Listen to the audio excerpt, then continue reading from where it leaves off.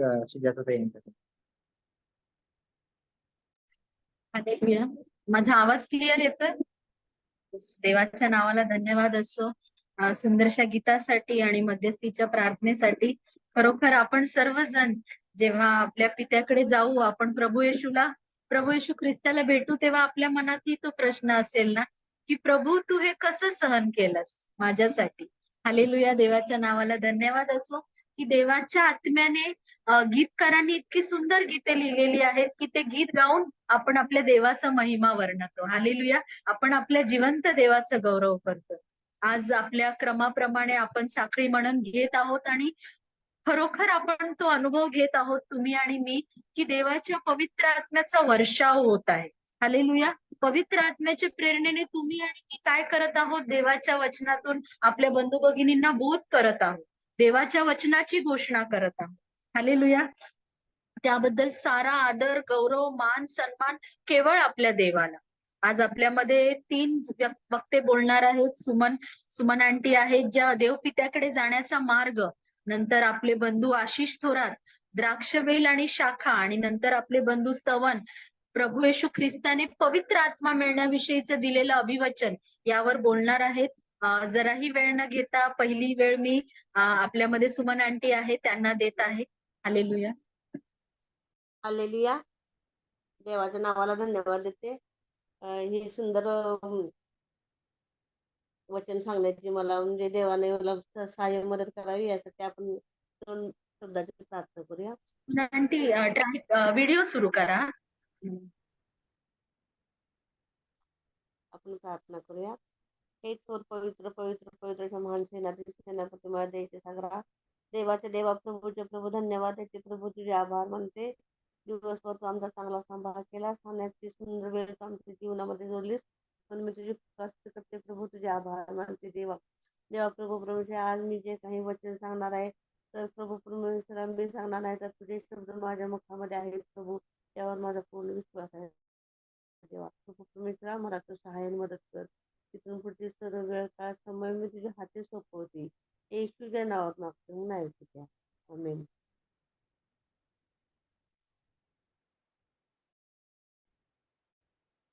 Hallelujah. माझ्याकडे पित्याकडे जाण्याचा मार्ग हा विषय आहे. तर आपण योहान 14 अध्याय पहिलं वचन वाचूया. तुमचे अंतःकरण अस्वस्थ होऊ नये, देवावर विश्वास ठेवा आणि माझ्यावरही विश्वास ठेवा. हे प्रभू येशू ख्रिस्त आपल्या शिष्यानं म्हणत आहे. तर शिष्यांचे अंतःकरण अस्वस्थ का झाले याची 2 कारणं मी तुम्हाला सांगते. तर पहिल्यांदा येशूने सांगितले की आपल्या की अध्याय योहान 13:36 ते 38 मध्ये वचन आहे, ते वाचते मी. शिमोन पेत्र त्याला म्हणाला, प्रभूजी आपण कोठे जाता? येशूने उत्तर दिले, मी जेथे जातो तेथे तुला आता माझ्या मागे येता येणार नाही, पण नंतर तू येशील. पेत्र त्याला म्हणाला, प्रभूजी मला आपल्या मागे आत्ताच काय येणार नाही, आपल्यासाठी मी माझा प्राण देईन. येशूने, काय माझ्यासाठी तू आपला प्राण देशील? मी तुला किती सांगतो, तू 3 वेळा मला नाकारशील व तोपर्यंत कोंबडा आरवणार नाही. आणि दुसरं एक वचन आहे त्यामध्ये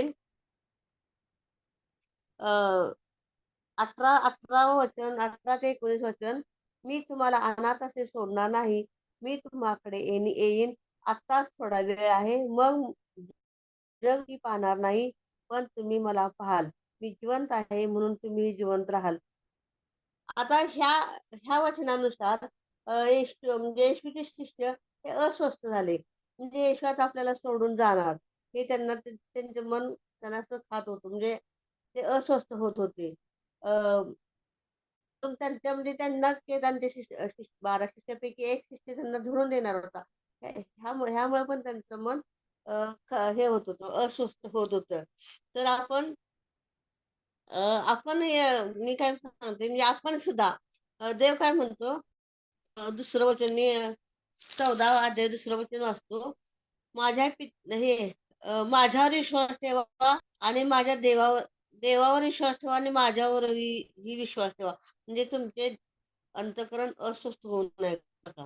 तर प्रियानो, आपण सुद्धा लहान लहान गोष्टीत अस्वस्थ होतो म्हणजे आपलं थोडी अडचणी आल्या ह्या सत्य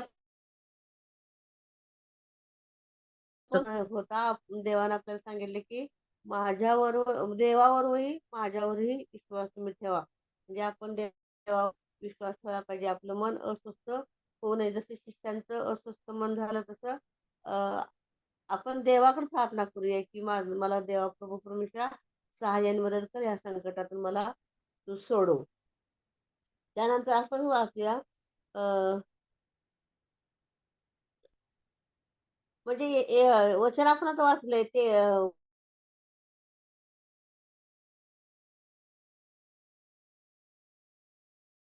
शिष्य अस्वस्थ होते.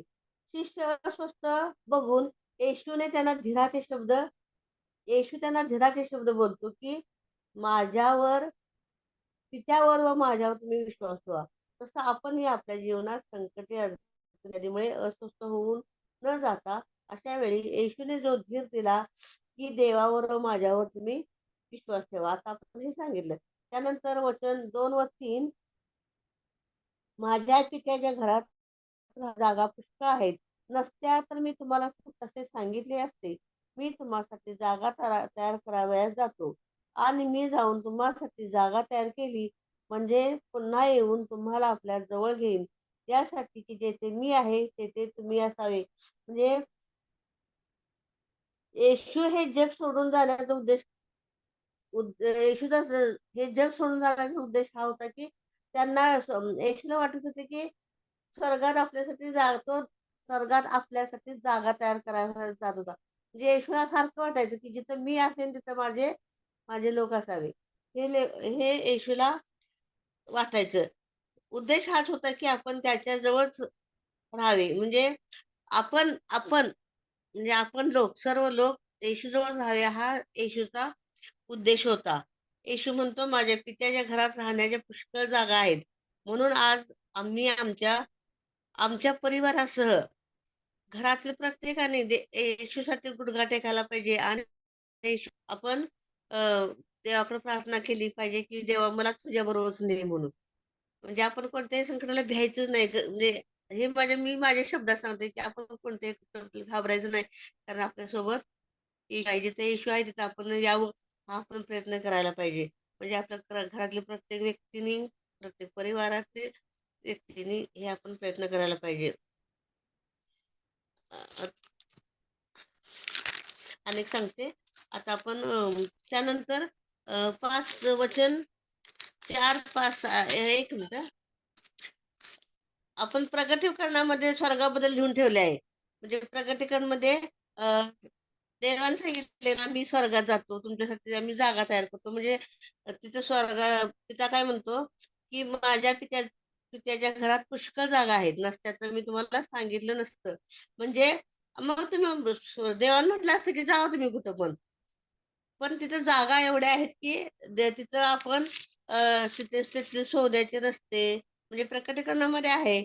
एक झाड 12 प्रकारचे फळ देणार आहेत, लाखो दिव्य आहे त्यांच्यामध्ये परमेश्वर उंच सिंहासनावर आहे.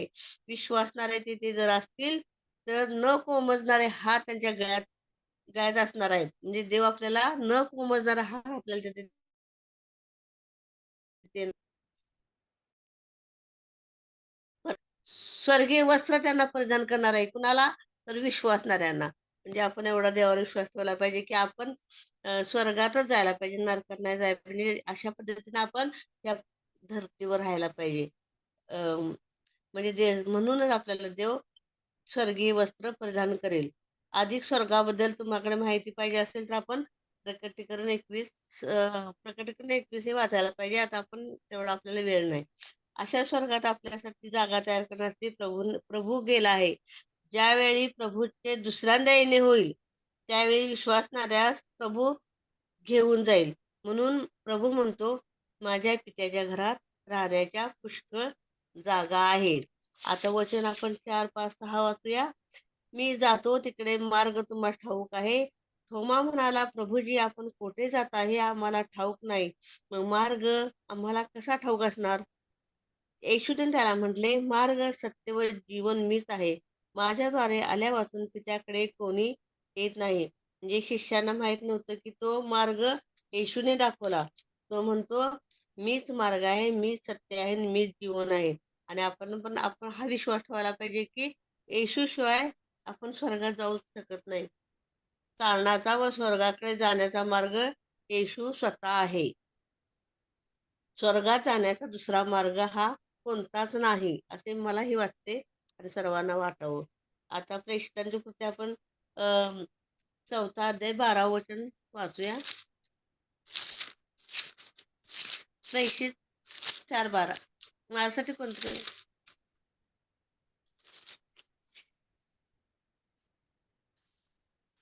मीच वाचते. आणि तारण दुसऱ्या कोणाकडून नाही, कारण जेणेकरून आपण तारण होईल असे दुसरे कोणतेही नाव आकाशाखाली मनुष्यामध्ये दिलेले नाही. म्हणजेच आपल्याला काय येशू शिवाय तारण हे फक्त येशूकडूनच होणार आहे. आपल्याला देवपित्याकडूनच होणार आहे, हा सर्वांनी विश्वास ठेवायला पाहिजे. त्यामुळे येशूशिवाय तारणाचा किंवा स्वर्गात जाण्याचा मार्गच नाही. शेवटी प्रियानो, मला एवढं सांगू द्या की आपण ज्या वेळी अस्वस्थ होतो त्यावेळी प्रभूवर विश्वास ठेवूया. स्वर्गामध्ये पुष्कळ जागा आहेत. आपण तेथे येशूद्वारे तेथे जाण्याचा प्रयत्न करूया. शेवटी आपण पाहिले की स्वर्गात जाण्याचा मार्ग येशूच आहे. मला बोलण्याची संधी दिली याबद्दल मी प्रभूचे आभार मानते. यात माझं काय चुकलं असेल तर तुम्हाला क्षमा करा. माझी जरा तब्येत बरी नव्हती, म्हणून थोडंसं मी सांगितलं. आमीन. हालेलुया. पण आंटींसाठी आपण सर्वजण टाळ्या वाजूया. देवाच्या नावाला धन्यवाद. त्यांची तब्येत बरी नव्हती, पण देवाने त्यांना एवढी कृपा दिली, त्यांनी तयारी दर्शवली आणि देवाने त्यांच्या मुखात शब्द दिले. फार सुंदर असं मनन तुम्ही घेतलं. तुम्ही जी तयारी केली, जे तुम्ही सर्वजण जी मेहनत करत आहात, त्याचं फळ तुम्हाला तुमचा स्वर्गीय पिता देणार आहे. आमेन. हालेलुया. आणि इथून विशेष म्हणजे आज मी खरोखर आईस्क्रीम खाल्लं तर मला काही झालेलं नाही. खरोखर खरोखर मी आज मला देवाला धन्यवाद देते. आईस्क्रीम खाल्ले, मला इतकं स्वस्त वाटत होतं की आईस्क्रीम खाल्ले काय होते, तर काहीच नाही झालं. खोकला पण नाही साधा आला. देवाच्या नावाला धन्यवाद. हालेलुया. देवाच्या नावाला धन्यवाद. इथून पुढची वेळ आपले बंधू आशिष थोरात यांच्याकडे. आशिष. Praise the Lord. माझा आवाज येतोय ना? ओके. पुढे प्रार्थनेमध्ये जाण्याआधी सर्वात आपण प्रार्थना करूयात. धन्यवाद धन्यवाद धन्यवाद महान सामर्थ्य पिता परमेश्वर प्रभू, तुझ्या नावाला आम्ही धन्यवाद देतो प्रभू. या सुंदरशा वेळेसाठी पिता आम्ही तुला धन्यवाद देतो प्रभू. ही सुंदरशी संधी तू आम्हाला दिलीस पिता, यासाठी तुला धन्यवाद देतो प्रभू. हो दे प्रभू, जे वचन प्रभू तू आज आम्हाला देणार आहेस प्रभू, ते तुझ्याद्वारे असून दे प्रभू. आणि त्याद्वारे प्रभू तू आम्हाला तुझ्या वचनातून प्रभू तुझं नवीन प्रकटीकरण दे पिता. इथून पुढचा सर्व वेळ काळ मी तुझ्या हाती देतो. प्रिय पुत्र प्रभू येशूच्या नावाने मागतो म्हणून पिता तू. आमेन आमेन. प्रभूला धन्यवाद असो या वेळेसाठी.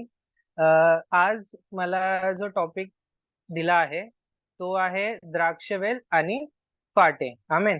तर आपण आधी वचन वाचूयात. सर्व 15वा अध्याय वचन 1 ते 17 आपण वाचून घेऊ आणि त्यानंतर आपण त्याविषयी बघू. तर वाचण्याआधी मी सगळ्यांना एक विनंती करेल.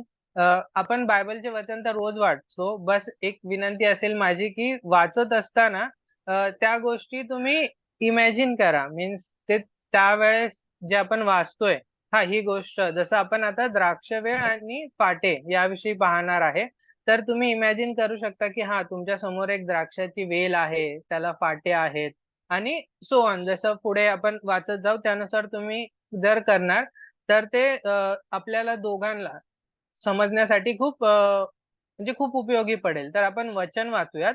योहान याचा 15वा अध्याय वचन 1 ते 17. मी खरा द्राक्षवेल आहे आणि माझा बाप माळी आहे. माझ्यातील फळ न देणारा प्रत्येक फाटा तो काढून टाकतो आणि फळ देणाऱ्या फाट्याला अधिक फळ यावे म्हणून तो त्या प्रत्येकाला साफसूफ करीतो. जे वचन मी तुम्हाला सांगितले त्यामुळे तुम्ही आता शुद्ध झाला आहात. तुम्ही माझ्यामध्ये राहा आणि मी तुम्हामध्ये राहील.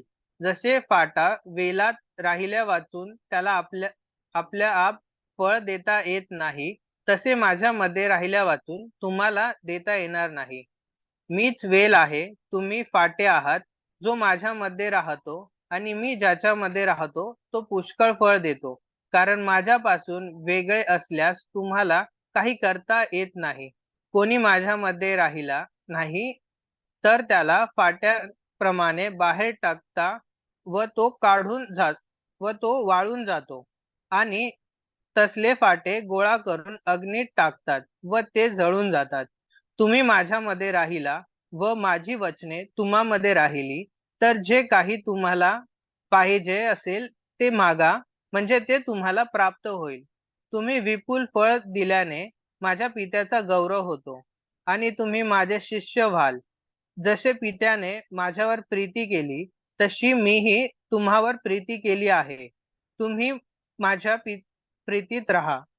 जसा मी आपल्या पित्याच्या आज्ञा पाळून त्याच्या प्रीतीत राहतो, तसे तुम्ही माझ्या आज्ञा पाळत माझ्या आज्ञा पाळाल तर माझ्या प्रीतीत राहाल.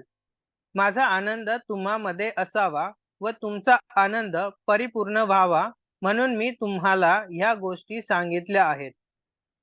जशी मी तुम्हावर प्रीती केली, तशी तुम्ही एकमेकांवर प्रीती करावी, अशी माझी आज्ञा आहे. आपल्या मित्रांकरिता आपला प्राण द्यावा, ह्यापेक्षा कोणाची प्रीती मोठी नाही. मी तुम्हाला जे काही सांगतो ते तुम्ही कराल, तर तुम्ही माझे मित्र आहात. मी आतापासून तुम्हाला दास म्हणत नाही, कारण धनी काय करतो ते दासाला ठाऊक नसते. परंतु मी तुम्हाला मित्र म्हटले आहे, कारण जे काही मी आपल्या पित्यापासून ऐकून घेतले ते सर्व मी तुम्हाला कळविले आहे. तुम्ही मला निवडले नाही, तर मी तुम्हाला निवडले व तुम्हाला नेमले आहे.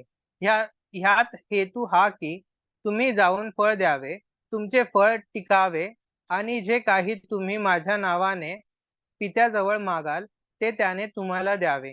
तुम्ही एकमेकांवर प्रीती करावी, म्हणून मी तुम्हाला या आज्ञा करीतो. आमेन. तर ह्या शास्त्र भागाला आपण 2 भागांमध्ये डिवाइड करून पाहूयात. पहिलं तर 1 ते 11 वचन, ज्यामध्ये आपण पाहतो की आपल्याला कशा प्रकारे प्रभू येशू मसीहमध्ये जोडून राहणं गरजेचं आहे. जसं एक पाटा त्या वेलेला जोडून असतो. आणि दुसरा भाग आपण पाहूयात की परमेश्वराची जी आज्ञा आहे, जी येशू मसीहला भेटली, ती आज्ञा कशा प्रकारे आपण आपल्या जीवनामध्ये घेतो, राइट? तर सर्वात पहिलं वचन आपल्याला सांगतं, मी खरा द्राक्षवेल आहे आणि माझा बाप माळी आहे. आमेन. तर वचनामध्ये येशू ख्रिस्त असं सांगत आहे की येशू ख्रिस्त द्राक्षवेल आहे आणि माझा पिता माळी आहे. पण द्राक्षवेलच का? तर याचा संदर्भ आपल्याला जुन्या करारामध्ये भेटेल. यशाया याचा 5वा अध्याय आणि 7वा वचन, म्हणजे 1 ते 7 पूर्ण वचन आहेत, पण आपण 7व्या वचनावरती पाहूयात. 7वं वचन आपल्याला असं सांगतं, यशाया याचा 5वा अध्याय आणि 7वं वचन, कारण सेनाधीश परमेश्वराचा द्राक्षमळा म्हणजे इस्रायलाचे घराणे, त्यातील त्याची आवडीची लागवड म्हणजे यहुदाचे लोक. त्याने न्यायत्वाची अपेक्षा केली तर अपार नीतिमत्वाची अपेक्षा केली तर आक्रोश आढळून आला. म्हणजे थोडक्यात जर आपण वचन पूर्ण 1 ते 7 पर्यंत जर वाचू, तर त्यामध्ये आपल्याला असं स्टोरी मिळते की एका माळ्याने द्राक्ष वेलीची लागवड केली आणि त्याने या अपेक्षाने त्याचं लागवड केली किंवा नाही का त्याला खत पाणी दिलं की मला चांगले द्राक्ष भेटतील. बट आपण वचनामध्ये पाहतो की त्याला चांगले द्राक्ष न येता त्याला रान द्राक्ष आली. जसं आपण बोलू शकतो की आंबट द्राक्ष आली. तर त्यावेळेस मग वचनामध्ये असं आहे की तो जो माळी आहे, तो त्या द्राक्ष वेलीचा कशा प्रकारे नाश केला जाईल, त्याविषयी वचनामध्ये सांगतो की त्याला तोडून टाकेल, त्याला म्हणजे सगळ्या गोष्टी ज्या आहेत आपण ते पाहतो. तर वचन आपल्याला काय सांगतं, यशायाचा 5वा अध्याय 1 ते 7 मध्ये आपण पाहतो की परमेश्वराने इस्रायलच्या घराण्याला द्राक्षवेल म्हटली, पण ती द्राक्षवेल काय झाली? खराब झाली. आणि नव्या करारामध्ये आपण पाहतो की त्याच परमेश्वराची एक दुसरी द्राक्षवेल आहे जी येशू ख्रिस्त आहे. आणि येशू ख्रिस्त आपल्याला काय सांगतो की तो खरा द्राक्षवेल आहे. आमेन. ही द्राक्षवेल अशी आहे की ज्याच्यामध्ये परमेश्वराचे जे बीज आहेत किंवा परमेश्वराचे जे गुणधर्म आहेत, ही द्राक्षवेल कोणी लावली? परमेश्वराने लावली. त्याचे गुणधर्म जे आहेत तेच या द्राक्षवेलीमध्ये येतात. राईट. तर हॅलो. तर यासाठी जर आपण आणखी क्लिअर जर उदाहरण सांगायचं झालं, तर आपण ज्यावेळेस शाळेमध्ये असताना आपल्याला एक छोटासा प्रोजेक्ट किंवा डेमो टाइप होता की जे वृक्ष असतात, झाडं, वनस्पती असतात, ते कशा प्रकारे त्यांचं लाईक अन्न मिळवतात किंवा कशा प्रकारे ते पाणी मिळवतात. तर ते एक उदाहरण होतं की 2 ग्लास आहेत. एकात लाल कलरचं पाणी आहे, एकामध्ये निळ्या कलरचं पाणी आहे. आणि एक गुलाबाचं फुल आहे व्हाईट कलरचं. त्या गुलाबाच्या फुलाची जी कांडी आहे, तिला आपण 2 भागामध्ये कापलं, बरोबर. आणि एक भाग निळ्या पाण्यामध्ये आणि एक भाग लाल पाण्यामध्ये जर टाकला, तर कालांतराने काय होतं की त्या ज्या सफेद फूल आहे, त्या फुलाची एक बाजू निळ्या कलरची होते आणि दुसरी बाजू लाल कलरची होते. त्यामध्ये आपण काय पाहतो की त्याला पाणी पुरवलं जातं त्या फुलाला कुठून? त्याचे जे मूळ आहेत तिथून ते पाणी त्या फुलापर्यंत जातं. तर आपण काय पाहतो की जर पाणी निळ्या कलरचं आहे तर फुलाला पण रंग निळ्या कलरचाच गेला. जर पाणी लाल कलरचं आहे तर फुलाला पण रंग कोणता? लाल कलरचाच गेला. तर त्याचप्रमाणे जर ह्यामध्ये बघितलं आपल्या वचनामध्ये, तर सॉरी, आपलं मूळ कोण आहे? तर प्रभू येशू मसीह आहे. तर आपण त्याचे फाटे आहोत. तर आपल्यामध्ये पण कोणतं गुणधर्म येणार? जे त्या मुळामध्ये आहेत, बरोबर. आणि आपलं मूळ येशू मसीह आहे, ज्याच्यामध्ये प्रेम, त्याविषयी आपण पुढे पाहूयात. तर जे गुणधर्म येशूचे आहेत तेच आपल्यामध्ये येतात. जर याविषयी आणखी एक मी उदाहरण सांगू इच्छितो, की आपल्या सर्वांना माहिती आहे की जसं आपण मनुष्य जगण्यासाठी आपल्याला अन्न आणि पाण्याची गरज असते, तसं वनस्पतींना देखील वाढण्यासाठी अन्न आणि पाण्याची गरज असते. तर त्यासाठी जास्त डिटेलमध्ये नाही सांगणार, बट मुळापासून ते फळापर्यंत जर त्या झाडाला पाणी पोहोचवायचंय किंवा अन्न पोहोचवायचंय, तर त्यासाठी झाडामध्ये ना बारीक वाहिका असतात. जसं आपल्या शरीरामध्ये रक्तवाहिका असतात, तशाच प्रकारे वनस्पतीमध्ये पण वाहिका असतात, जे आपल्याला पाणी म्हणजे त्या फळापर्यंत पाणी पुरवतात आणि अन्न पुरवतात. तर जर आपण सेम उदाहरण जर आपल्या वचनानुसार जर बघितलं, तर आपलं मूळ जे आहे, बेस जो आहे तो प्रभू येशू आहे आणि आपण त्याचे फाटे आहोत. तर मूळ डायरेक्टली जाऊन तिथे पाणी नाही देत ना फळाला किंवा त्या फाट्याला. तर ते त्या प्रोसेसच्या थ्रू जातं, त्या वाहिकांच्या थ्रू जातं. तसंच आपल्या जीवनामध्ये देखील आपण या उदाहरणामध्ये आतापर्यंत काय पाहिलं, की पित्याचा रोल काय आहे? येशू मसीहचा रोल काय आहे? त्याचसोबत एक माझा पर्स्पेक्टिव्ह मी सांगतो इथे, की जे वाहिकांविषयी मी सांगितलं, ते आपल्या जीवनामध्ये आहे पवित्र आत्मा. जे मुळापासून त्या फाट्यापर्यंत पाणी पोहोचवायचं किंवा मिनरल्स पोहोचवायचं काम करतं. सेम प्रकारे आपल्याला पवित्र आत्मा जो आहे, तो येशू मसीहचं जे ज्ञान आहे, येशू मसीहचं जे प्रेम आहे, ते आपल्यापर्यंत पोहोचवतं. राइट? तर म्हणजे मी बोलेल जेवढं मी हे वाचताना वचन शेअर करायचं त्यासाठी जेव्हा मी वाचत होतो ना, त्यावेळेस मला एक विचार आला, की ह्या एका अध्यायामध्येच आपण बायबलचा सारांश पाहू शकतो, की जसं परमेश्वराने आदम आणि हव्वाला बनवलं, त्यांच्याकडून पाप झालं आणि त्यासाठी परमेश्वराने काय केलं, की प्रभू येशूला पाठवलं. तर सेम उदाहरणामध्येच, की आधी जे इस्रायलाला प्रभू पित्याने द्राक्षवेळ म्हटली, ती द्राक्षवेळ दुसरी द्राक्षवेळ आपल्याला पित्याने दिली आणि ही खरी द्राक्षवेळ आहे, जिच्याद्वारे आपल्याला तारण प्राप्त होत आहे. आमेन. त्यानंतर पुढे वचनामध्ये आपण पाहतो, वचन 2 पासून ते 11 पर्यंत सर्वांविषयी मी सारांशमध्ये सांगेल, की त्यामध्ये असं लिहिलंय, की जर आपण त्या वेलीसोबत कनेक्टेड आहोत, त्या वेलीला जोडलेलो आहोत, तर आपल्या जीवनामध्ये काय होणार आहे? आणि जर आपण त्या ला जोडलेलो नाही आहोत, तर आपल्या जीवनामध्ये काय होणार, बरोबर, किंवा आपलं जीवन कसं असेल, थोडक्यात आपण असं बोलू शकतो. वचन आपल्याला काय सांगतं की आपण देवासोबत, येशू सोबत जुडल्याला गेलं हवं, आणि जर नाही जुडलेलोय तर वचन 2 आपल्याला सांगतं, माझ्यातील फळ न देणाऱ्या प्रत्येक फाटे तो काढून टाकतो आणि फळ देणाऱ्या फाट्याला अधिक फळ यावे म्हणून तो त्या प्रत्येकाला साफसूफ करतो. ह्याविषयी आपण पुढे वचनामध्ये पाहूयात. पण वचन काय लिहिलंय की जर आपण परमेश्वरामध्ये नाही आहोत तर आपल्याला सीधा त्या फाट्याला काढून टाकलं जाईल, बरोबर. पण जर वचनामध्ये आहोत, परमेश्वरामध्ये आहोत, याचा अर्थ काय? पुढे वचनामध्ये आणखी लिहिलंय की जर असेल तर काय, नसेल तर काय. पण मी डायरेक्टली मेन पॉइंट सांगेल की परमेश्वरामध्ये आहे किंवा परमेश्वरामध्ये राहा. वचन काय, 4थं वचन सांगतं की तुम्ही माझ्यामध्ये राहा आणि मी तुम्हामध्ये राहील. जसे फाटा वेलीत राहिल्या वाचून त्याला आपल्या आप फळ देता येत नाही, तसे माझ्यामध्ये राहिल्या वाचून तुम्हालाही देता येणार नाही. 4थं वचन सांगतं की तुम्ही माझ्यामध्ये राहा. तर परमेश्वरामध्ये राहणं सर्वात प्रथम, ही म्हणजे मी माझ्यानुसार सांगेल की ही खूप इम्पॉर्टंट गोष्ट आहे की परमेश्वरामध्ये राहा, माझ्यामध्ये राहा. ही अशी गोष्ट नाहीये की त्या वेलीला एकदा ती फांदी जोडली म्हणजे काम झालं. ती फांदी वाढत राहील, वाढत राहील, नाही. तर परमेश्वरामध्ये जोडून राहणं हे एक कार्याप्रमाणे आहे, म्हणजे कंटिन्यू आहे. असं नाही की काल काल मी बप्तिस्मा घेतला तर माझं तारण झालं. हो, तारण झालं.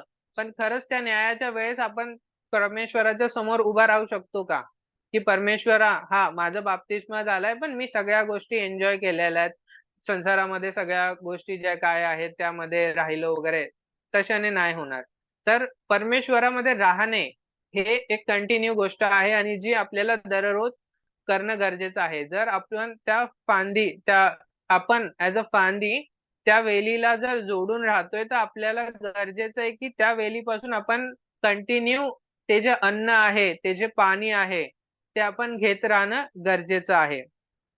तर वचनामध्ये आपण जर पुढे पाहतो, की ज्या फाट्या, जसं आपण पाहिलं, की ज्या फाट्या परमेश्वरामध्ये नाही आहेत, त्यांच्याविषयी काय होईल?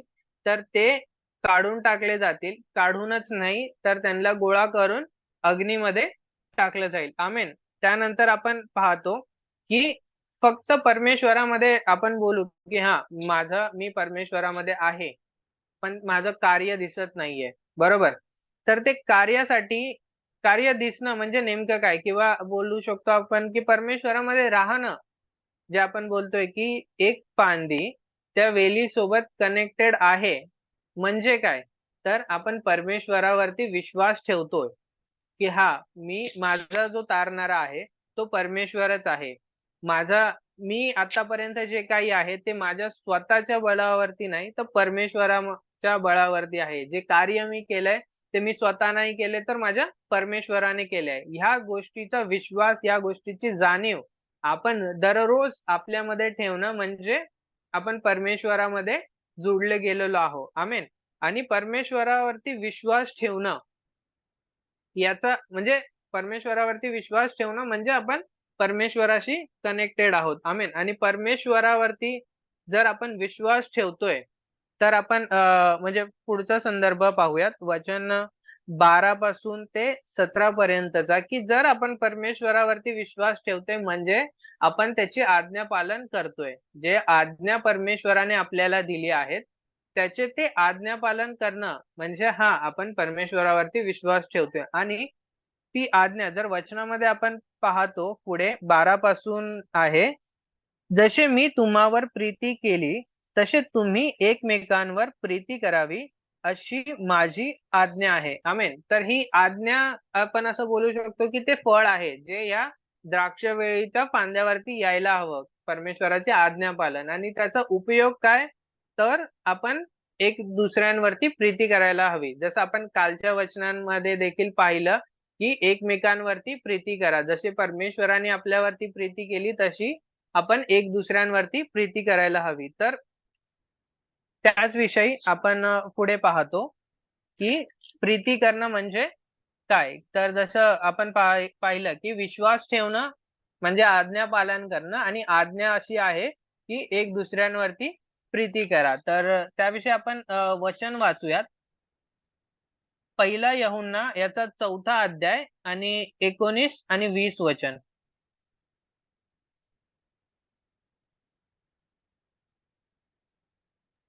मी वचन वाचतो. आपल्यातूनच हा हा हा ब्रदर आपल्या प्लीज. आपल्यातूनच ते निघाले तरी ते आपले नव्हते. ते आपले असते तर आपल्या बरोबर राहिले असते. त्यांच्यातील कोणीही आपला नाही हे प्रकट व्हावे म्हणून ते निघाले. पहिला पहिला योहान याचा 4था अध्याय आणि 19-20 वचन. पहिल्याने त्याने आपल्यावर प्रीती केली म्हणून आपण त्याच्यावर प्रीती करतो. मी देवावर प्रीती करतो असे म्हणून जर कोणी आपल्या बंधूचा द्वेष करील तर तो लबाड आहे. कारण डोळ्यांपुढे असलेल्या आपल्या बंधूवर जो प्रीती करत नाही त्याला न पाहिलेल्या देवावर प्रीती करता येणे शक्य नाही. आमेन. म्हणजे मी दुसऱ्यांविषयी नाही सांगणार, पण ऍज अ ख्रिस्ती म्हणून आपण म्हणजे आपण स्वतःलाच विचारायला हवं की खरंच जी आज्ञा प्रभूने आपल्याला दिली आहे, जसं आपण पाहतो की जुन्या करारामध्ये खूप साऱ्या आज्ञा होत्या की तुम्ही हे करा, तुम्ही हे करा, तुम्ही हे करा, आणि त्यातली एकही आज्ञा जर आपण पालन नाही करत तर आपण पापी बनतो. पण जसं नव्या करारामध्ये आपण पाहतो की परमेश्वराने त्या सगळ्या आज्ञा काढून परमेश्वराने आपल्याला एकच आज्ञा दिली आहे की आपण एक दुसऱ्यांवरती प्रीती करायला हवी, जशी आपण स्वतःवरती तशी आपल्या शेजाऱ्यावरती. आणि जर ह्या वचनांमध्ये आपण पाहिलं तर वचन आपल्याला सांगतं की आपल्या मित्रासाठी स्वतःचं बलिदान देणं यापेक्षा सर्वश्रेष्ठ म्हणजे बलिदान नाहीये, बरोबर, प्रीती नाहीये.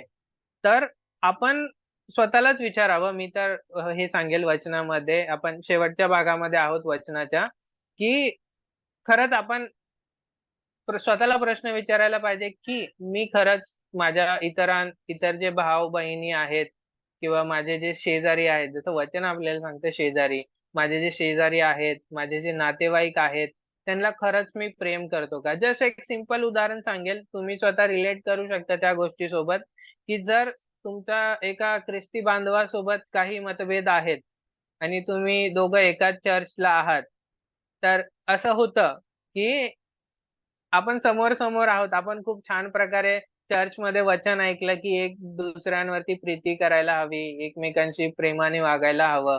चर्च संपल्यानंतर खरंच आपण त्या भावाला जाऊन प्रेज द लॉर्ड करतो का? खूपदा असं होतं, की तो व्यक्ती समोरून येताना आपण पाहिलं, की आपण वाट बदली करतो किंवा बाजूच्या व्यक्तीसोबत बोलायला लागू, म्हणजे जे काही असेल. पण वचन आपल्याला ते सांगतंय, की आपण एक दुसऱ्यांसोबत प्रेमाने राहायला पाहिजे. मी जास्त वेळ नाही घेत. शेवटच्या याच्यामध्ये सारांश सांगतो, की पहिली गोष्ट वचनामध्ये जे आपल्याला सांगितलं आहे, जी आज्ञा आपल्याला दिली आहे, त्या आज्ञेनुसार आपण एक दुसऱ्यांना क्षमा करायला पाहिजे आणि एक दुसऱ्यांसोबत प्रीतीने राहायला पाहिजे. मग ती आपली भाऊ असो, बहीण असो, शेजारी असो, नातेवाईक असो. आधीच्या ज्या आपल्या चुका आहेत, आधी ज्या गोष्टी मतभेद झाले असतील, समोरच्याने चूक केली असेल, आपण चूक केली असेल, पण त्या सर्व आपण क्षमा करून एक नवीन सुरुवात करायला हवी. आणि जसं द्राक्षावल्लीविषयी आपण पाहिलं, जस्ट एक मी हायरार्की सांगेल, की आपण आतापर्यंत काय पाहिलं त्याची, आणि त्यानंतर मी समाप्त करतो. सगळ्यात पहिलं आपण काय पाहिलं, की एक माळी आहे, जो आपला परमेश्वर आहे, ज्याने एक वेल लावली आहे. ती म्हणजे कोण? प्रभू येशू मसीह. त्या प्रभू येशू मसीहचे जे फाटे आहेत ते आपण आहोत, आणि आपण परमेश्वरामध्ये येशू मसीहमध्ये जुडले गेलेलो आहोत, ऍज अ फाटे म्हणून जुडले गेलेलो आहोत. तर आपल्यामध्ये त्या परमेश्वराचा विश्वास आहे, आणि परमेश्वराचा विश्वास आहे म्हणून आपण त्या परमेश्वराची आज्ञा पालन करायला हवी. परमेश्वराची आज्ञा काय आहे, की एक दुसऱ्यांवरती प्रेम करायला हवं, आणि जशी आज्ञा आहे प्रेम करावं, आपण एक दुसऱ्यांवरती प्रेम करतोय, तर वचन आपल्याला सांगतं. त्याविषयी आता जास्त डिटेलमध्ये नाही जात. वचन आपल्याला काय सांगतं, की जर तुम्ही माझ्या आज्ञा पालन करत आहात तर मी तुम्हाला माझा मित्र म्हणतो, आणि मी माझ्या मित्राला परमेश्वराकडून आलेले सर्व आशीष किंवा जे काही सर्व गोष्टी आहेत त्या शेअर करतो. आमेन. प्रभूला धन्यवाद या सुंदरशा वेळेसाठी. क्षमा असावी जर मी जास्त वेळ घेतला असेल तर. प्रभूला धन्यवाद. हालेलुया. आपण सर्वजण आशिषसाठी टाळ्या वाजवूया.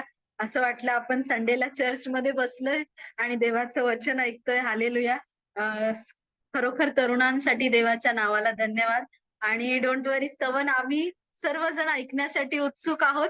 तू एक्स्ट्रा वेळ घेतलास तरी आम्ही धीराने तुझा ऐकत राहू. त्यामुळे इथून पुढची वेळ आपले बंधू स्तवन यांच्याकडे. हालेलुया. आणि त्यांच्याकडे लाईट आली म्हणून देवाच्या नावाला धन्यवाद. Yes, hallelujah. देवाच्या नावाला धन्यवाद देतो. लाईट गेली होती एक थोड्या वेळासाठी, परंतु देवापाने ती परत आणली, म्हणून देवाच्या नावाला धन्यवाद देतो. आज माझ्याकडे जो विषय आहे पवित्र आत्म्याविषयीचे अभिवचन, ते देवप्पाने सर्वांसाठी आपल्यासाठी दिलेलं आहे. योहान कृती वर्तमान याचा 14वा अध्याय आणि 15 ते 31 वचन, यामध्ये ते वचन आहे. आपण पहिली काही वचन वाचूया. माझ्यावर तुमची प्रीती असली तर तुम्ही माझ्या आज्ञा पाळा.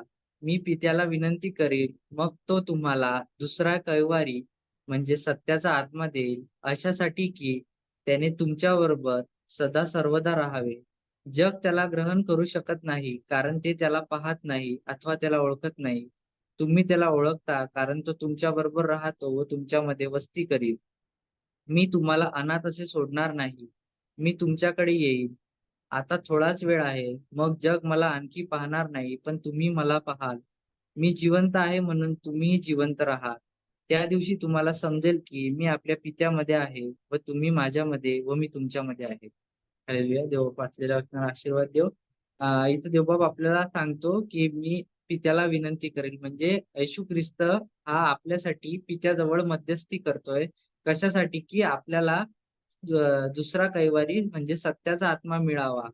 तर तो मिळवण्यासाठी देवबाप्पाने आपल्याला काही गोष्टी सांगितलेल्या आहे वचनामध्ये, की आपण जसं एकमेकांवर प्रीती केली पाहिजे, देवबाप्पाच्या आज्ञा पाळल्या पाहिजे. हे आपण वचनातून शिकत आलेलो आहे, शिकतोय. तर ह्यासाठी देवबाप आपल्यासाठी मध्यस्थी करतोय.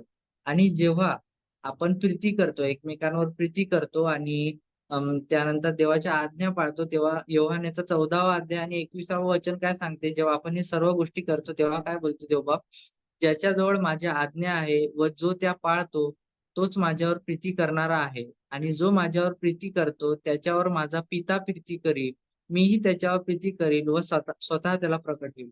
म्हणजे देवबाप इथं काय सांगतो, की जेव्हा आपण एकमेकांवर प्रीती करतो तेव्हा पिता सुद्धा आपल्यावर प्रीती करतो, आणि तो देवबाप म्हणजे येशू ख्रिस्त आपल्याला ह्या गोष्टीद्वारे प्रकट होईल, की आपण म्हणजे आपल्या जीवनामध्ये प्रीती ही सर्वात मोठी आज्ञा आहे, नाही का? आपण जशी स्वतःवर तशी एकमेकांवर प्रीती करा, नाही का? अशी देवबापाची आज्ञा आहे. तर ही गोष्ट खूप महत्वाची आहे. त्यानंतर पवित्र आत्म्याविषयी आपण जेव्हा शिकतो, जेव्हा आपल्याला पवित्र आत्मा भेटतो किंवा जेव्हा पवित्र आत्मा असतो आपल्यासोबत, तेव्हा पवित्र आत्मा आपल्या जीवनामध्ये कसं कार्य करतं, तर याचा संदर्भ योहान याचा 14वा अध्याय 26 आणि 27व्या वचनामध्ये आहे. तरी ज्याला पिता माझ्या नावाने पाठवेल तो कैवारी म्हणजे पवित्र आत्मा तुम्हाला सर्व काही शिकवेल आणि ज्या गोष्टी मी तुम्हाला सांगितल्या त्या सर्वाची तुम्हाला आठवण करून देईल. मी तुम्हाला शांती देऊन ठेवतो. मी आपली शांती तुम्हाला देतो. जसे जग देते तसे मी तुम्हाला देत नाही. तुमचे अंतःकरण अस्वस्थ किंवा भयभीत होऊ नये. तर देवबाप काय बोलतो, की माझ्या पित्याच्या नावाने पाठवील, काय पाठवेल तर कैवारी म्हणजे पवित्र आत्मा आपल्या जीवनात तो कार्य करेल, आणि देवबाप आपल्याला शांती देऊन ठेवतो. काय शांती कशी देतो, की आपण इतर जसे देतील तशी नाही, तर मी तुम्हाला एक अशी शांती देतो की आपण भयभीत होणार नाही, आपण घाबरणार नाही, आपण खंबीर राहू. आपण प्रत्येक अडीअडचणीत संकटात देवाचा धावा जेव्हा करू तेव्हा देवबाप आपल्याला शांतीचा आत्मा देईल, देवबाप आपल्याला शांती पुरवेल. आणि या शांतीबद्दल म्हणजे ही शांती येते कुठून नेमकं, किंवा ही शांती मिळते कुठून, तर या शांतीबद्दल गणना याचा 6वा अध्याय 24 ते 26 वचन कोणीतरी वाचा, की देवबाप ही शांती कुठून येते आणि ही कशी आपल्याला प्राप्त होते. गणना याचा 6वा अध्याय 24 ते 26 वचन.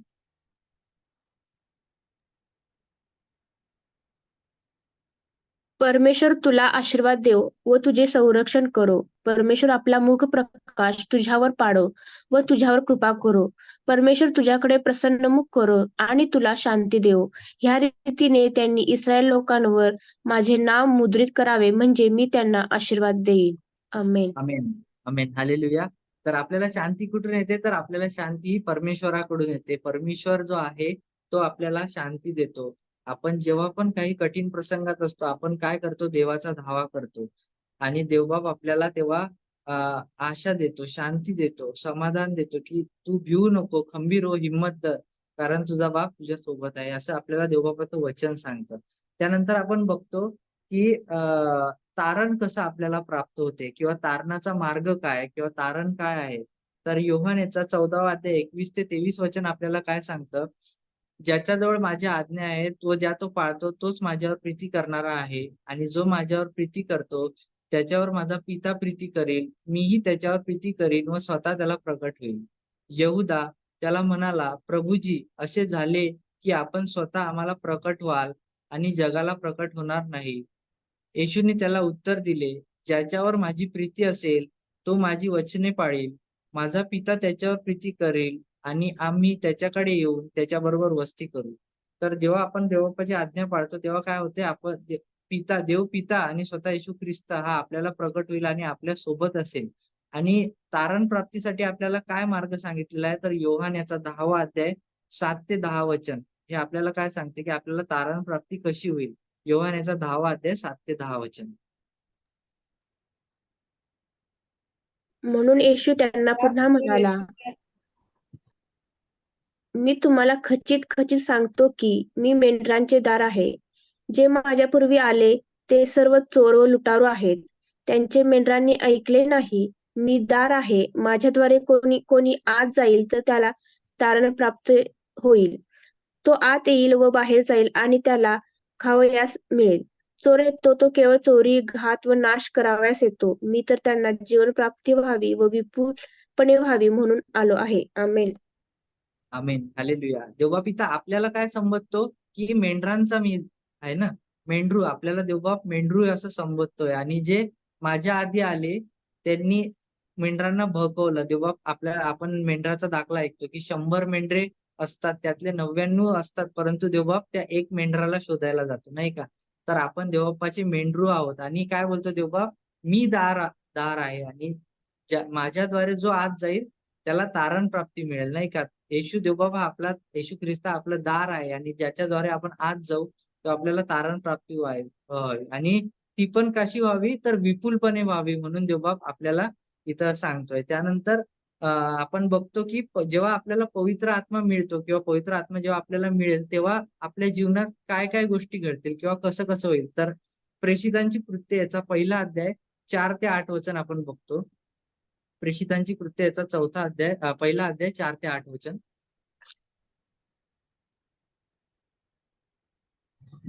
तो वे ते एकत्र जमले असताना त्याने त्यास आज्ञा केली की यरुशलेम सोडून जाऊ नका, तर जे पित्याचे वचन तुम्ही मजपासून ऐकले आहे त्याची वाट पहा. कारण योहानाने तुमचा बाप्तिस्मा थोड्या दिवसांनी पवित्र आत्म्याने होईल. आमेन. बाप्तिस्मा कशाने होणार आहे? पवित्र आत्म्याने आपला बाप्तिस्मा होणार आहे, नाही का? जे देवबाप अभिवचन देतोय पवित्र आत्म्याविषयीचे, पवित्र आत्मा आणि अभिवचन. देवबाप आपल्याला पुष्कळ गोष्टींचं अभिवचन देतो. त्यातलंच एक अभिवचन आहे की आपला बाप्तिस्मा आज आपण पाण्याने बुडून घेतलेला आहे, परंतु थोड्या दिवसांनी आपला बाप्तिस्मा हा पवित्र आत्म्याने होईल. आणि जेव्हा आपण पुढे बघतो, जेव्हा आपल्याला पवित्र आत्म्याचे दान प्राप्त होते आणि पवित्र आत्मा मिळाल्यावर काय होतं, तर प्रेषितांची कृत्य याचा 2रा अध्याय 1 ते 4 वचन आपण बघूया. प्रेषितांची कृत्य याचा 2रा अध्याय 1 ते 4 वचन. नंतर पेंटिकोस्ट म्हणजे 50वा दिवस आला, तेव्हा ते सर्व एकत्र जमले असता अकस्मात मोठ्या वाऱ्याच्या सुसाटाच्या सारखा आकाशातून नाद आला आणि ज्या घरात ते बसले होते ते सर्व त्यांनी भरले. अग्नीच्या जिभासारख्या वेगवेगळ्या झालेल्या जिभा त्यास दिसल्या आणि त्यास प्रत्येकावर एक एक अशा बसल्या. तेव्हा ते सर्व पवित्र आत्म्याने परिपूर्ण झाले आणि आत्म्याने जसे त्यास वदविले तसे ते अन्य भाषेतून बोलू लागले. आमेन. आमेन. हालेलुया. नाही का? जेव्हा आपल्याला पवित्र आत्मा आपल्या जवळ येतो, आपण जेव्हा पवित्र आत्म्याने परिपूर्ण होतो तेव्हा काय होतं? देवबाप आपल्या जीवनात पुष्कळ चमत्कार करतात. इथं लिहिलेलं आहे की ते अनन्य भाषा बोलू लागले, अनन्य भाषातून संदेश देऊ लागले, नाही का? आपल्याला जर कुठलं दान पाहिजे असेल किंवा आपल्याला काही पाहिजे असेल, आपण देवाकडे मागतो. देवाचं वचन काय सांगतं, मागा म्हणजे मिळेल. आपण जेव्हा पवित्र आत्म्याचं दान देवाकडे मागतो, तेव्हा तेव्हा आपल्याला तो देतो आणि त्याद्वारे आपण अनेकांच्या जीवनात अद्भुत कृत्य असे करू शकतो. कारण की पवित्र आत्मा आमच्यात वस्ती करावा आणि त्याचं मार्गदर्शन आपल्यासोबत नेहमी राहावं, ते आपल्याला प्राप्त व्हावं म्हणून आपण काय करायला पाहिजे, तर आज्ञाधारक असायला पाहिजे आणि आज्ञाधारकपणासाठी आपण झटायला पाहिजे. कारण की आत्मा काय करतो, आत्मा आपल्या जीवनात काय कार्य करतो, तर आत्मा जिवंत करतो, नाही का. देवबापाचं वचन सांगते 2 कोरिन्थ्याचा 3 अध्याय 6वं वचन, की आत्मा जिवंत करतो. आणि आत्मा हा कोणापासून आहे, तर प्रभू आत्मा आहे आणि तो आत्मा प्रभूपासून आहे. 2 कोरिन्थ्याचा 3 अध्याय 16वं वचन काय सांगतं, की प्रभू आत्मा आहे आणि तो प्रभूपासून आहे. मग त्याच्यानंतर आपण बघतो की पवित्र आत्म्याचं सहाय्य. पवित्र आत्म्याचं सहाय्य आपल्याला कसं होतं आणि पवित्र आत्मा आपल्यात कसा मध्यस्थी करतो, तर आपण रोमकरास पत्राचा 8वां अध्याय 26 आणि 27 वचन वाचूया, की पवित्र आत्मा आपल्याला कसं सहाय्य करतो आणि कसा तो आपल्यात मध्यस्थी करतो. तसेच आत्माही आपल्या अशक्तपणात आपल्याला हातभार लावतो, कारण आपण यथायोग्य प्रार्थना कशासाठी केली पाहिजे हे आपल्याला ठाऊक नाही. पण आत्मा स्वतः अनिर्वाच्य कणण्याने मध्यस्थी करीतो. पण अंतर्यामी पारखणाऱ्याला त्या आत्म्याचा मनोभाव काय हे ठाऊक आहे, कारण हा आत्मा पवित्र जनांसाठी देवाच्या मर्जीप्रमाणे मध्यस्थी करीतो. आमेन. हालेलुया. तेव्हा पवित्र आत्मा कसा अनिर्वाच्य कन्याने, नाही का, आपल्याला पवित्र आत्मा हा सहाय्य करतो. आणि आपण अशक्त असताना देखील, अशक्त दुबळे असताना देखील पवित्र आत्मा आमच्या जीवनात कार्य करतो, आपल्याला मार्गदर्शन करतो, आपल्यासाठी तो मध्यस्थी करतो. तर पवित्र आत्म्याचं विवेचन पुष्कळ आपण ह्या वचनामध्ये बघतो. आणि आपण पवित्र आत्म्याच्या विषयी आणखी एक जे उदाहरण आहे, एक उत्तम असं उदाहरण आहे, की जेव्हा येशूची अरण्यात परीक्षा झाली, लूक याचा 4था अध्याय, तिथे आपण बघतो की जेव्हा पवित्र आत्मा मिळाला, येशू ख्रिस्ताला पवित्र आत्मा मिळाला. लूक याचा 4था अध्याय आणि पहिलं वचन काय सांगते, येशू पवित्र आत्म्याने परिपूर्ण असा यार्देनेपासून परतला आणि त्याला आत्म्याने 40 दिवस रानात नेले, नाही का. तर जेव्हा आपल्याला पवित्र आत्मा प्राप्त होतो, आपण बघतो, नाही का, की आपण जितके मोठे होतो तितके आपण जबाबदार होतो, नाही का. आपल्यावर तेवढी जबाबदारी पडते. तसंच आहे की आपल्याला जेव्हा पवित्र आत्मा मिळतो तेव्हा आपली जबाबदारी आणखी वाढते. देवबापाच्या राज्यामध्ये, देवबापाच्या वाढीसाठी, देवबापाच्या आत्मे जिंकण्यासाठी आपली जबाबदारी वाढते. आणि तसंच इथं येशू सोबत झालं. येशू देवबापा जेव्हा पवित्र आत्म्याने परिपूर्ण झाला तेव्हा काय झालं, की त्याच्या जीवनात चॅलेंजेस म्हणजे परीक्षा पाहण्यात आली, नाही का. त्याची शैतानाद्वारे ती परीक्षा पाहण्यात आली आणि 40 दिवस त्याची अरण्यामध्ये परीक्षा पाहिली शैतानाने. तेव्हा देवबाप 40 दिवस उपाशी होता, नाही का. इथं लिहिलेलं आहे की तो 40 दिवस त्यांनी काही खाल्लं किंवा पिल्लं नाही, नाही का. खाल्ले नाही, सॉरी, खाल्लं नाही देवबापाने. तर आपण याच्यात बघतो की जसं सैतानाने देवबापाची परीक्षा बघितली, जेव्हा आपल्या जीवनात जेव्हा पवित्र आत्मा आपल्याला मिळतो किंवा आपण देवाच्या वचनानुसार चालायला लागतो, देवाच्या आज्ञेत वाढायला लागतो, एकमेकांवर प्रीती करतो, तेव्हा असेच सैतान आपल्या जीवनात येऊन परीक्षा बघतात. तेव्हा आपण त्यावेळेस जसं येशूने प्रत्येक प्रश्नाचं उत्तर किंवा प्रत्येक जो प्रश्न शैतानाने देवबापाला विचारला, तेव्हा प्रत्येक प्रश्नाचं उत्तर देवानी वचनातून दिलं. आपण तेव्हा ढळलो नाही पाहिजे, आपला विश्वास कमी नाही पडला पाहिजे. तसं आपण प्रत्येक प्रश्नाचं उत्तर हे वचनातून आपल्याला देता आलं पाहिजे. कारण की देवबाप आपल्याला आत्मा देतोय, आपल्याला अभिवचन देतोय. आणि अभिवचन आणखी जर आपण बघितलं तर आपण अब्रामाचे उदाहरण बघतो, की अब्रामाला देवाने अभिवचन दिलं होतं. आणि तसंच माझ्या वाचनात एक सुंदरसं असं उदाहरण येतं, की योसेफाचं उदाहरण आपण बघतो, नाही का, की देवाने योसेफाला अभिवचन दिलं होतं. आपण ते बघतो उत्पत्ती याचा 37वा अध्याय आणि तिथून पुढे बघतो की स्वप्नाद्वारे देवबापाने योसेफाला अभिवचन दिलं होतं, की काय दाखवलं होतं त्याला पेंड्या दाखवल्या होत्या गवताच्या, नाही का, की त्याची एक पेंडी उभी आहे आणि बाकीच्या ज्या पेंड्या आहेत त्याच्या भावांच्या त्या त्याला नमन करतायत. हा एक अभिवचन देवबापाने योसेफाला दिलं. त्यानंतर परत दुसऱ्या वेळेस जेव्हा स्वप्न दाखवलं तेव्हा काय दाखवलं, की सूर्य, चंद्र आणि 11 तारे, नाही का, हे त्याला नमन करतायत. तर तेव्हा त्याचे भाऊ जे आहेत ते खूप रागावले. इव्हन त्याचे वडील सुद्धा रागावले, की हे कसं काय, आम्ही तुला नमन करू का. तेव्हा ते रागावले, परंतु देवबापाने त्याला ते अभिवचन दिलं. परंतु जेव्हा अभिवचनाची प्राप्ती झाली त्याच्या जीवनात काय काय घडलं, नाही का. त्याच्या भावांनी त्याला मारण्याचा पहिले प्रयत्न केला. मग रऊबेनाने जेव्हा मधात हस्तक्षेप केला तेव्हा खून करू नये म्हणून त्यांनी काय केलं, त्याला मिसर देशात विकून टाकलं, नाही का. मिसर देशात विकल्याच्या नंतर तो पोटिफराच्या घरी राहिला, तो त्याचा दास बनून राहिला. आणि तेव्हा त्याच्या जीवनाद्वारे किंवा त्याच्या सर्व त्याच्या याच्याद्वारे पोटिफराचा विश्वास त्यांनी जिंकला आणि पोटिफराने त्याला सर्व अधिकार दिले त्याच्या घराण्यातले, नाही का, त्याच्या घरातले सर्व अधिकार दिले. परंतु पोटिफराच्या पत्नीमुळे काय झालं, परत त्याच्यावर संकट ओढवलं आणि तो जेलमध्ये बंद झाला, नाही का, त्याला तुरुंगात टाकण्यात आलं. परंतु तेव्हा त्यांनी काय बोलला, तेव्हा देवबाप्पाला त्यांनी दोष लावला का? नाही. कारण की तो देवबाप्पाला बोलू शकला असता की देवबाप तू तर मला अभिवचन दिलेलं आहे, परंतु माझ्या जीवनात त्यानंतर पासून चॅलेंजेस यायला लागले, संकट यायला लागले. मी आधी ठीक होतो, परंतु ते चॅलेंजेस वाढत वाढत गेले. परंतु देवबाप्पानी त्याचा तुरुंगात असतानाही कसा वापर केला की त्यांनी कैद्यांचेच स्वप्नाचे अर्थ सांगितले, नाही का तिथं. आणि ती सुवार्ता पसरत पसरत इतकी पुढे गेली की तो फारो राजाला ही गोष्ट माहीत पडते आणि फारो राजा त्याला बोलून घेतो. मग फारो राजा काय करतो की त्याला त्याच्या स्वप्नाचा अर्थ विचारतो की 7 म्हशी, 7 गाई ज्या धष्टपुष्ट आणि 7 त्याला जेव्हा अशक्त दिसतात, याचा अर्थ काय?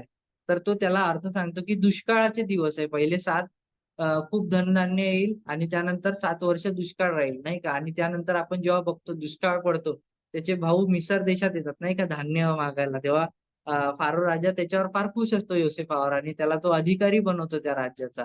आणि तेव्हा जे भावांना जेव्हा माहित पडतं तेव्हा त्याचे भाऊ ते रडू लागतात आणि त्याला खरोखर नमन करतात, नाही का. तर हे देवबाप अभिवचन पूर्ण करतो. परंतु हा जो काळ असतो हा आपल्या प्रिपरेशनचा काळ असतो. तर तेव्हा आपण नेहमी पवित्र आत्मा देवाला मागितला पाहिजे आणि देवबाप मागा म्हणजे मिळेल ह्या वचनानुसार आपल्याला तो देईल. आणि जेव्हा आपल्याला तो मिळतो चॅलेंजेस पुष्कळ येणार आहे आपल्या आयुष्यामध्ये, परंतु देवाला दोष देण्यापेक्षा आपण तो जो पिरियड असतो आपला टाइम, जो आपण देवबाप आपल्याला त्यासाठी तयार करतो, नाही का. तसं योसेफाला तयार केलं तसं आपल्याला देवबाप तयार करतो ह्या सगळ्या गोष्टीसाठी. आणि अभिवचनाची पूर्तता करणारा देवबाप आहे आणि अभिवचन पूर्ण करतो. आपण 4ही शुभवर्तमानामध्ये बघतो की देवबापाने जे त्याचे जीवन कार्य चालवलं, कसं काय चालवलं, तसं मत्तई, मार्क, लूका आणि योहानमध्ये सर्व दिलेलं आहे. परंतु ते सर्व वचन देवबाप काय बोलतो, मी नियमशास्त्र रद्द कराव्यास नाही तर पूर्ण कराव्यास आलं, नाही का. जे अभिवचन होतं ते पूर्ण देवबापांनी केलेलं आहे आणि ते अभिवचन आपल्यालाही दिलेलं आहे देवबापांनी. आपल्याला पवित्र आत्मा मिळेल आणि आपल्याला तो चालवतोय नेहमी. आपल्याला तो प्रत्येक वेळी टोचणी लावतो. मला असं कधी कधी वाटतं की मी एखाद्या वेळेस प्रार्थना चुकवली किंवा चर्चला नाही गेलो तर असं वाटतं, कधी कधी मनाला लागतं की नाही आपण चर्चला जायला पाहिजे होती किंवा प्रार्थना जॉईन करायला हवी होती. ऍटलिस्ट कॅमेरा नाही चालू केला, पण ते वचन आपल्याला पडायला पाहिजे होतं. कारण की ही प्रार्थना सुरू झाली 2020 मध्ये, नाही का, 4 वर्ष झाले, परंतु मी 2022 मध्ये जॉईन केलं. मला पण कधी कधी असं वाटतं की मी स्टार्टिंग पासून का नाही किंवा स्टार्टिंग पासून का प्रार्थना जॉईन नाही केली. परंतु देवाची एक योग्य वेळ ठरलेली असते, एक सुयोग्य वेळ असते. देवबाप आपल्याला त्याच्या वचनामध्ये कसं वाढवायचं, कसं त्याच्या दानात वाढवायचं, असं देवबापाची वेळ ठरलेली असते. तर ह्या वचनाद्वारे आपण हेच शिकतो की पवित्र आत्म्याचं अभिवचन जसं देवबापाने दिलेलं आहे ते तो पूर्ण करणार आहे आणि तो करतोय. आपण दिवसेंदिवस देवाचं वचन ऐकतोय, देवाचं वचन शिकतोय आणि आपल्याला आत्मा चालवतोय. त्यामुळे देवबापाच्या नावाला थँक्यू.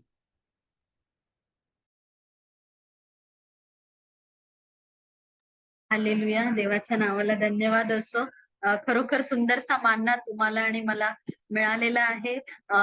अगदी थोडक्यामध्ये आपल्याला सुमन आंटींनी सांगितलं की पित्याकडे जाण्याचा मार्ग आहे ना. पहिलंच वचन फार महत्वाचं आहे. जसं आपल्या बंधूंनी सांगितलं, तुमची अंतःकरणे अस्वस्थ होऊ देऊ नका. सर्वात हेच आज आपण लक्षात ठेवूया, आपल्या अंतःकरणावर करूया की अंतःकरणाने अस्वस्थ होऊ नये.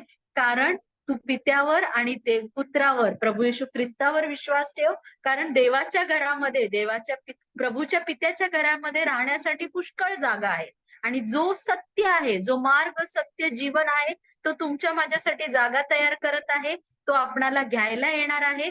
पण त्यासाठी काय, जो खरा द्राक्षवेल आहे त्यामध्ये आपल्याला जुडून राहायचंय, है ना. अगदी व्यावहारिक उदाहरणांद्वारे मी आशिषसाठी देवाच्या नावाला धन्यवाद देते. त्याने इतकं सुंदर आपल्याला एक्सप्लेन करून सांगितलं की कसं आपण त्या द्राक्षवेलीमध्ये जुडून राहिलं पाहिजे.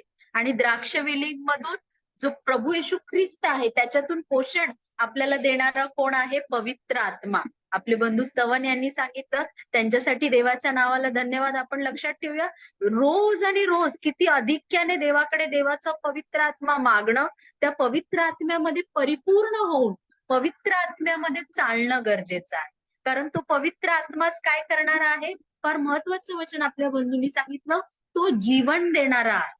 हालेलुया. आणि त्या पवित्र आत्म्यामध्येच तुम्हाला आणि मला सार्वकालिक जीवनाची आशा. हालेलुया. देवाच्या नावाला धन्यवाद असो. इथून पुढची वेळ आपले संचालक स्तवन. हालेलुया. देवाच्या नावाला धन्यवाद देतो की देवाप्पानी आजचे जे तिन्ही वचन आहेत ते आशीर्वादित केले आणि आमच्या मुखामध्ये देवाप्पानी त्याचे शब्द घातले आणि हे वचन आशीर्वादित झालं असा माझा विश्वास आहे. आपण सर्वजण इथून पुढे प्रार्थनेच्या समाप्तीकडे जाऊया आणि प्रभूंनी शिकवलेली प्रार्थना आणि या रात्री गीताद्वारे प्रार्थनेची समाप्ती करूया. तर आपण आपले माईक अनम्यूट करूया आणि प्रभूंनी शिकवलेली प्रार्थना. हे आमच्या